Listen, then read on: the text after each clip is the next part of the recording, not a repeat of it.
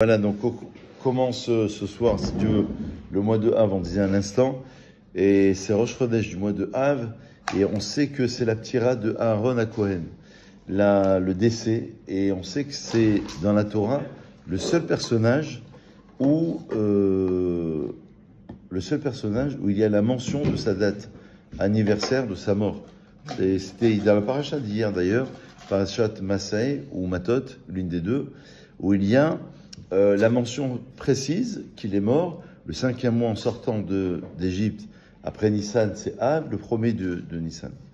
Et donc, c'est assez étonnant de voir que c'est le seul personnage. Moshe Rabbeinu, on le sait, par tradition, dans la Gemara, il y a une discussion pour savoir si l'année de la naissance ou du décès, c'était Adar Rishon, Adar Sheni. C'est quand on le sait, oui, mais on le sait du Talmud, mais on ne le sait pas du texte de la Torah.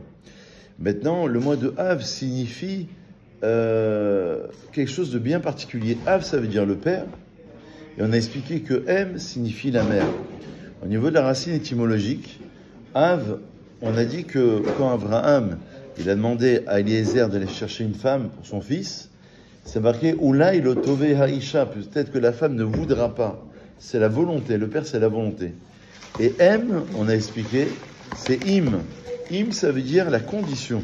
Si tu fais telle chose, je ferai telle chose. Donc, le père, il va insuffler généralement la volonté, comme pour la naissance d'un enfant. Il donne, d'accord, il va transmettre, il donne l'influx en quelque sorte. Et celle qui va donner une forme, c'est la mère. Celle qui va donner la condition, qu'on appelle la tsura, la forme, ça va être la mère. Et c'est ça le mois de Av. Normalement, le mois de Av, on a expliqué, ça aurait dû être un mois exceptionnel. Le plus grand mois de l'année. Rappelez-vous, on l'a déjà dit à 2 reprises, que d'après le Chida, le 17 Tammuz aurait dû être Rosh Hashanah, et bien sûr, le Tisha B'Av aurait dû être Kippour. Et normalement, Av, ça aurait dû être le mois de toutes les possibilités. C'est ça ce qu'il faut retrouver. Quand on prie pendant les 3 semaines, dans l'esprit chassidique, on va étudier les lois relatives au Beth Amikdash, au temple. En vérité, c'est une forme de tikkun, de réparation, pour retrouver le Beth Amikdash, pour retrouver cet influx divin. Vous voyez un peu l'idée? Donc, Menachem Av, on l'appelle Menachem Av, ça veut dire celui qui console le Av. Vous me suivez ou pas? Celui qui console le Père. Donc, en vérité, le Père, c'est Avinu Shamaim, c'est notre Père qui est dans les cieux. Et celui qui va apporter la consolation, c'est dans nos prières. Et c'est ça ce qu'il faut retrouver. On a expliqué hier soir que le Beth Amikdash, c'est le point de fusion entre le haut et le bas. Un demi, merci. Je prends, merci. Entre le haut et le bas. Et donc, c'est quelque part la fusion entre le ciel et la terre, entre Dieu et les hommes. Et on a perdu cet état de conscience. C'est ça, perdre le Beth Amikdash. C'est ça, s'endeuiller. Pourquoi on ne mange pas de viande à partir de demain soir? Pourquoi on ne boit pas de vin? Tout ce qu'on a expliqué. En vérité, c'est pour comprendre qu'il nous manque quelque chose d'important. Et donc, on va essayer de retrouver le Av dans le sens de la volonté. Baruch atah Adonai Eloheinu melech haolam she'akol nהיה bidvaro. Il faut savoir que dans la paracha de Devarim, ça s'inscrit toujours dans les 3 semaines, du 17 Tammuz jusqu'au 9 Av. Pourquoi? Parce que Élé à Devarim, c'est le 5e livre de la Torah. Et dans Devarim, ce sont les paroles en termes de reproches d'Irachi. Élé à Devarim, Hashadiber Moshe, ce sont des paroles qui sont dures. Il leur rappelle tous les passages où ils ont énervé l'Éternel d'Irachi. Et donc, ils étaient de l'autre côté du Jourdain, dans le désert, Arava, Molsouf, Ben Paran, Ben Tofel, Velavan, Vahasod, Vedi, Zahav, pour ne donner qu'un exemple. Et il faut utiliser tous les Rachis. Et dit Zahav, par exemple, Rashi nous dit que c'est le veau d'or. Parce qu'ils avaient beaucoup d'or. D'accord? Haserot, c'est la marloquette de Korach, par exemple. Donc ce sont tous les reproches. Et la Devarim, c'est Dibour. Dibour, ça veut dire une parole qui est dure, qui est plus rigide. Le Mahamar Vayomer, c'est une parole qui est plus souple. Et Rashi dit, les fichem divrei tochachot sont des paroles de reproche. Et donc c'est ça, un petit peu, si vous voulez, le reproche qu'on peut attribuer à Israël en quelque sorte, parce que aussi le Beth Amikdash, mais Pedechata et non, c'est à cause de nos fautes. Donc c'est une remise en cause aussi individuelle et bien sûr collective. Au début de la deuxième montée, je vais continuer le cours sur Echa, dont on a expliqué hier. On a expliqué que Moshe Rabbeinu se plaint et il dit Echa Esa Levadi Tochachem Umasachem Verivechem. En français, c'est verset 12. Il dit comment, Echa, c'est comment, supporterai-je seul vos contestations, vos fardeaux et vos querelles. Donc Moshe Rabbeinu se plaint. Dans Devarim, c'est le 5e livre de la Torah. On sait que le 5e livre, c'est une répétition de toute la Torah. On appelle Mishneh Torah. Et donc, on a commencé à expliquer, pour ceux qui étaient là dans le cours d'hier soir, qu'en vérité, Echa, soit ça a été traduit par hélas, soit c'est comment, soit c'est Ayeka. On va le diviser en deux. Et Ayeka, c'est Aye, Aleph, Yud, et Ka, Café. En vérité, c'est Aye, c'est où sont, Ka, c'est Uko, c'est les 25. Et on a expliqué que dans le schéma Israël, il y a 25 lettres. Baruch Shem Kevod Malchut Olam Vaed, schéma Israël, c'est la profession de foi, écoute Israël, Dieu d'être Dieu, Dieu éteint. Et dans Baruch Shem Kevod, on reconnaît la puissance, la Malchut d'Hachem. Il y a 24 lettres. Ça fait 49. Pour arriver au chiffre 50, Nun Shar et Bina, à la 50e porte, disent nos Chachamim, en vérité, il faut le schéma Israël des deux. Comme lorsqu'on fait avant le Hodou, d'après les Mekoubalim, d'après la Kabbalah, lorsqu'on fait le schéma Israël avant Hodou, il est très important parce que c'est l'introduction à tout ce qui va se passer dans le reste de la Tfila. Il y a 4 parties dans la Tfila. En Lamassia, Yetzira, Bria et Atzilut. Atzilut, c'est lorsqu'on est en émanation, on est en fusion. Etzel, Milachon Etzel, c'est on est à côté d'eux, on est avec Dieu. Mais l'introduction, c'est le premier schéma Israël. Et les Mekoubalim disent que même s'il fait que la phrase avant Hodou, même s'il ne récite pas le schéma, c'est pas grave. C'est pour ça que le schéma n'est pas mentionné dedans. C'est que la phrase de schéma Israël, Baruch Shem Kevod. En ayant la Kavana, qu'on est en train de faire une fusion. En fait, quand on a perdu le temple, qu'est-ce qu'on a perdu?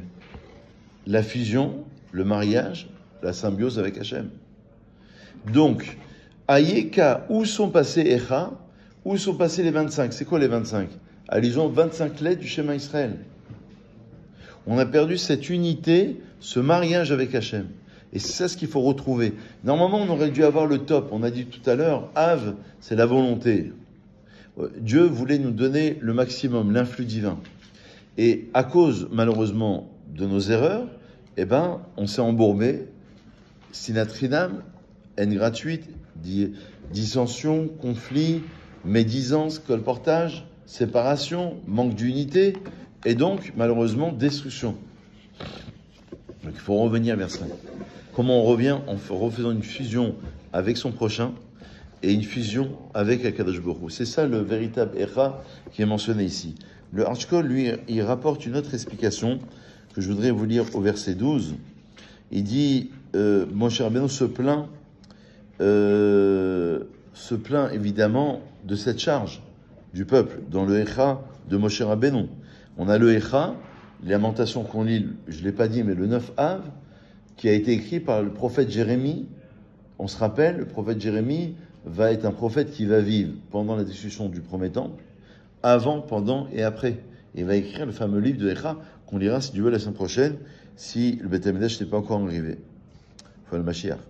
Ils avaient l'esprit critique et méfiant à l'égard de leurs dirigeants, et quoi que fit Moïse, il lui prêtait des mauvaises intentions, d'après Rachid. Donc c'est ça la plainte. Ça veut dire qu'en vérité, il y avait des préjugés, d'après Rachid. C'est-à-dire, quoi que tu fasses, tu es condamné.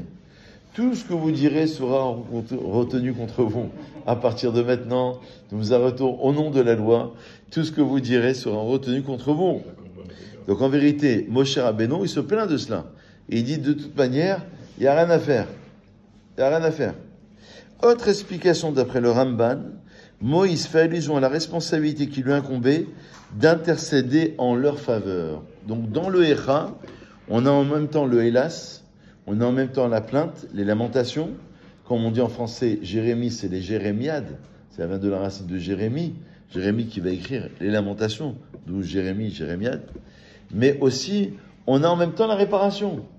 Ça veut dire que il faut que tu fasses un tikkun. Tu vas faire un tikkun sur quoi? Sefer Yetzira, je vais rajouter ce matin quelque chose qu'on n'a pas dit hier soir, c'est la suite.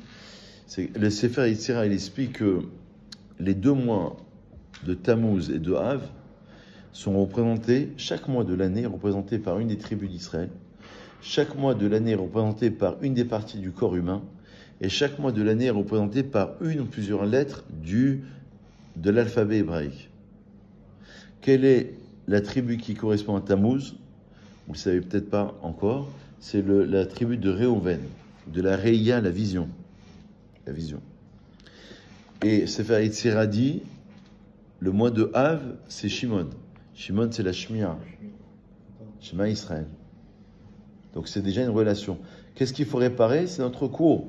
Rappelez-vous, sur les 3 haftarot que nous lisons entre les 3 Shabbatot, il y a une haftara de Divrei Yirmiyahu, les paroles de Jérémie, parce que tous ces prophètes ont parlé de la destruction du temple. Donc on revient pendant les 3 semaines. Ce qu'on appelle Shloshat pour un outa, 3 personnes, 3 semaines, 3 Shabbatot de misère. Et après, il y a les 7 semaines qui nous amènent jusqu'à Rosh Hashanah, de consolation Shiva, des Nechamata. Les 3 semaines, on a expliqué qu'il y a la parole qu'il faut réparer. Il y a Shimo Devar Hashem et l'Aftara d'hier, écouter la parole d'Hashem. Et la semaine prochaine, c'est la vision, Chazan Ishayahu. En Afrique du Nord, ils appelaient le Shabbat qui précède Tisha B'Av, Shabbat Echa, ou alors Shabbat Chazon. Il porte un nom. D'où le nom de l'Aftara. Chazon, ça veut dire la vision. Donc Réhouven, c'est la Réia, ce qu'il faut réparer, c'est sa vision. Comme disait un rabbi, on ne peut pas changer les événements, mais on doit changer notre regard sur les événements. C'est ça ce qui se plaint Moshe Rabbeinu. Quoi que je fasse, je suis responsable. Dans le couple, une fois que c'est mort, quoi qu'il fasse, il n'y a plus rien à... Il n'y a plus rien à faire. Donc il faut réparer la manière de voir les choses, la manière d'entendre, Lionel. La manière d'entendre et la manière de voir. C'est ça, Tammuz et Av. Et Sefer Yetzira, il dit, ça correspond à quelle partie du membre humain? L'œil droit et l'œil gauche. Donc quand on dit, je ne peux plus me la voir, je ne peux plus me la sentir, d'accord? Ou je ne peux plus me le sentir. Alors, en vérité, ça veut dire qu'il n'y a plus d'échange, ça veut dire qu'il n'y a plus de communication, il n'y a plus de dialogue. Mais c'est ça. Donc en vérité, il faut recréer cette vision, cet échange, ce dialogue, cette communication, c'est même du couple. Mais le petit couple va permettre la reconstruction du grand couple. C'est quoi le grand couple? C'est entre l'Assemblée d'Israël et Hachem.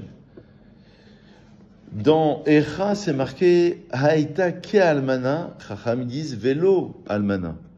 Elle est devenue, cette Jérusalem, cette Knesset Israël, cette Assemblée d'Israël, comme une veuve.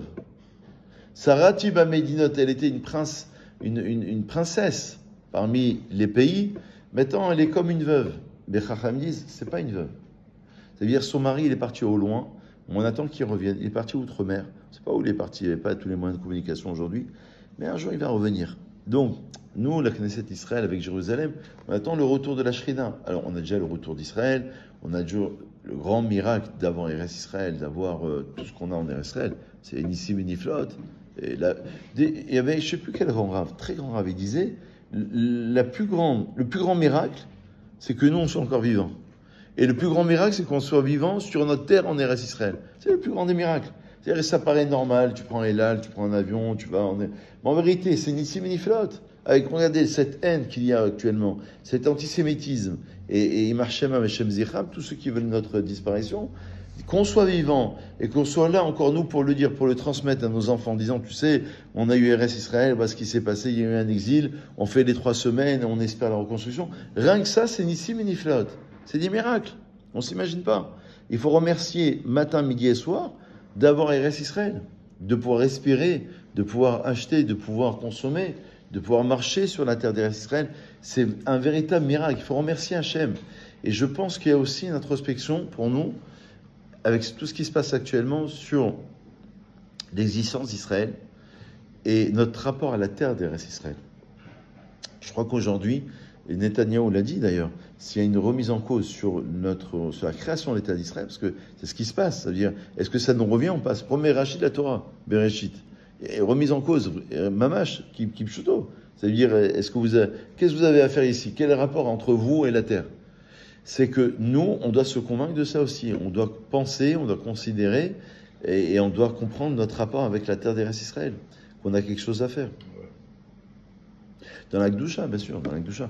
Mais en tous les cas, je pense que on n'a jamais eu autant de Torah, autant de Yeshivot, autant d'évolution spirituelle qu'aujourd'hui on est à Israël, avec tous les événements. Donc je pense que c'est une véritable remise en cause. Et c'est ça ce qui se passe. Je referme la parenthèse, mais je pense que c'est important. Aïtak et Almana, quand il se plaint, Jérémie, il dit, il va revenir. Le fiancé ou le marié va revenir. Donc nous, on est en train d'attendre ce retour. On est en plein retour. En vérité, on y est. Parce on est à la veille, d'après tous les Chachamim, tous les Rabbanim, on est à la veille du Mashiach. On est en plein dedans. On est à la veille de la rédemption. Donc en vérité, si on est en plein dedans, on y attend encore plus. C'est ça que dans l'esprit chassidique, ces 3 semaines, c'est pas juste des périodes de deuil, c'est pas juste la tristesse. C'est qu'il faut tout faire pour faire le tikkun. Et le tikkun, il commence par quoi? Par la vision, par l'écoute, par l'ouïe, par la parole. C'est ça les tikkunim qu'on doit faire, les réparations qu'on doit faire, elles doivent se dérouler autour de cela. Et c'est ça le Echa, c'est de retrouver cette connexion avec Hachem. Voilà quelques paroles. Hazak ou Baruch.